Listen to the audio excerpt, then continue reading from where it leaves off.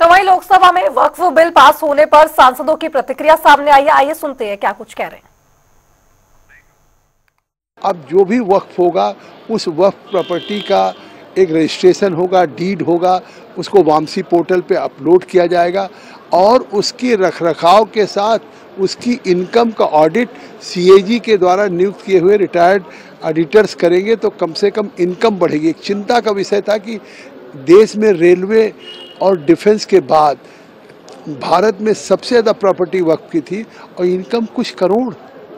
जहाँ की सच्चर कमेटी ने कहा था कि अगर ठीक से हो तो 12,000 करोड़ उस समय उन्होंने अनुमान किया था, लेकिन इसके बावजूद तनख्वाहें नहीं दी जा सकती थी वक्फ बोर्ड में।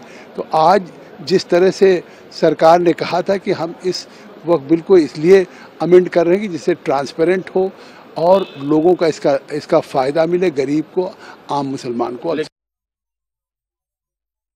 वक्फ बिल उम्मीद जिसकी हम बात करते हैं, एक नई आशा है इससे, क्योंकि जो मुस्लिम समुदाय के बच्चे हैं, महिलाएं हैं, वो गरीब मुस्लिम परिवार जिनको इसके लाभ से दूर रखा गया। पिछले 75 वर्षों में 60 वर्ष कांग्रेस की सरकार रही और 1995 के बाद 2013 में जब इसमें संशोधन किए गए तो इतनी ताकतें दे दी गई कि मात्र 200 लोगों के हाथ में है 2 लाख करोड़ रुपए से ज़्यादा की संपत्ति, 9 लाख एकड़ से ज़्यादा जमीन चंद गिने चुने लोगों के हाथ में देकर रखा। और इसमें जिस तरह का भ्रष्टाचार एक के बाद दूसरा राज्य में हुआ, चाहे वो बंगाल की बात करें, महाराष्ट्र की बात करें, कर्नाटक की बात करें, केरल की बात करें, यूपी की बात करें, जहाँ जहाँ विपक्ष की सरकारें रही, इनके नेताओं के नाम, उनके संरक्षण, ऐसा करके अन्य लोगों को उसमें लाभ मिले। इसमें स्पष्ट दिखता है कि वक्फ के बिल में बदलाव इसलिए नहीं चाहते थे कि कईयों की दुकान भ्रष्टाचार की चलती थी। भारतीय जनता पार्टी पारदर्शिता और जवाबदेही लाना चाहती थी, जिससे भ्रष्टाचार बंद होता तो कांग्रेस और इनके सहयोगियों की दुकान बंद होती।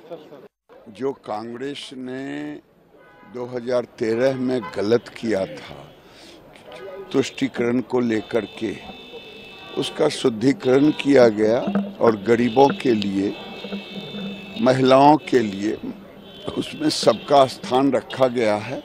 हम उम्मीद करते हैं कि अब आने वाले दिन में एक खुशहाल वक्फ बोर्ड का दृश्य होगा। इन्हें की जमीन हड़पो नहीं, बल्कि गरीबों को जमीन पर हक मिले।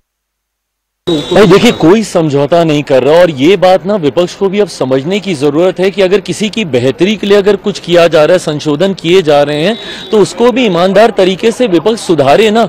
अगर पारदर्शिता किसी सिस्टम में लाने का प्रयास किया जा रहा है तो उससे ऐतराज किस बात का है। अगर एक ऐसा संशोधन लाया जा रहा है जो उस वर्ग के गरीब लोग हैं उनको मुख्य धारा के साथ जोड़ता है, तो इसमें तकलीफ क्या है। दिक्कत यह है कि जस्ट बिकॉज एनडीए लेके आ रहा है, प्रधानमंत्री नरेंद्र मोदी लेके आ रहे हैं, तो ये गलत ही है।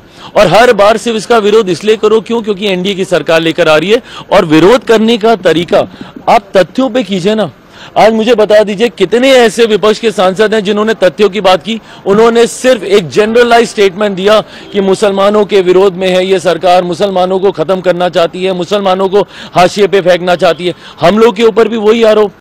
हमने अपनी बात रखी, बहुत सारे साथी अपने जमीर की आवाज़ को नहीं सुन पाए, इसलिए बिल पास हो गया। लेकिन हम इस लड़ाई को अधूरा छोड़ेंगे। हम लोग सड़कों पे इसको लड़ेंगे, जैसे हमने किसान आंदोलन लड़ा था उसी तरह से हम लोग सड़कों पे लड़ेंगे। और जब तक लड़ते रहेंगे जब तक जो है किसान आंदोलन, ये बिल भी सरकार वापस नहीं देती। जब नोटबंदी की गई थी तब भी यही कहा गया था इससे लोगों का भला होगा। जब किसान बिल आए थे कानून में तब भी यही कहा गया था, हमेशा यही कहा जाता, लेकिन उसका परिणाम बाद में पता लगता है। मैं आज आपको कह रहा हूँ 4-6 महीनों में हमें पता लग जाएगा कि सरकार का एजेंडा क्या है। इसलिए क्योंकि बिल कॉन्स्टिट्यूशन के अगेंस्ट में है, संविधान विरोधी, इसलिए हम लोग और मुसलमानों के खिलाफ है। इसलिए फिर भी हम अपनी बात को सड़क पर जाकर रखेंगे। आज हमने पार्लियामेंट में रखी है, अब हम सड़क पर जाकर अपनी बात जनता के बीच में रखेंगे।